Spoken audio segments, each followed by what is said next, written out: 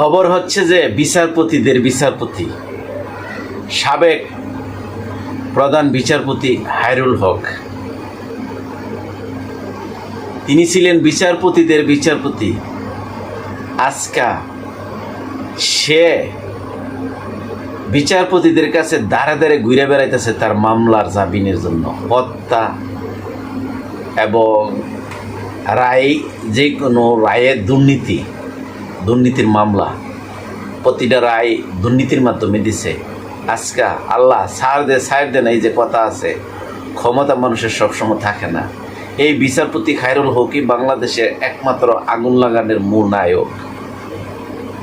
সাংবিধানিক অর্ডারের মাধ্যমে শেখ হাসিনার কথার মধ্যে এই রায় দিয়া বইছে তত্ত্বাবধায়ক সরকারের বাতিল। এই বিতর্কিত রায়ে আজকে বাংলাদেশ আগুন জ্বলছে। এই শেখ হাসিনারে উগ্র বানাইছে এই বিচারপতি হায়রুল হক। যত ভোট কারচুপির কার্যক্রমে এই সহযোগিতা করছে এই হায়রুল হকের একটা সিগনেচারের মাধ্যমে। সেই হায়রুল হক আজকে বিচারপতিদেরও বিচারপতি ছিল, তাদের দ্বার প্রান্তে সে ঘুরতেছে তার জামিনের জন্য। আল্লাহ তাদেরকে হেদায়েত দান করুক, এবং যারা বিচারপতি আছেন হায়রুল হকের থেকে শিক্ষা গ্রহণ করেন। আল্লাহ আপনাদের ওই মনে একটা পরিস্থিতি নিয়ে আসতে পারে। আপনারা সুষ্ঠু মজলিসে যদি কোনো কিছু না করেন, ভবিষ্যতে আপনাদের এই হায়রুল হকের মতন হবেন।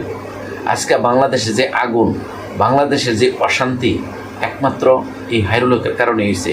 সে একটা বিতর্কিত রায়ের মাধ্যমে পুরো জাতিকে ধ্বংস করে দিছে। আমরা শেখ হাসিনাকে বলবো না, শেখ হাসিনার উগ্র করছে এই হায়রুল হক। সবাই ভালো থাকবেন। আসসালামু আলাইকুম।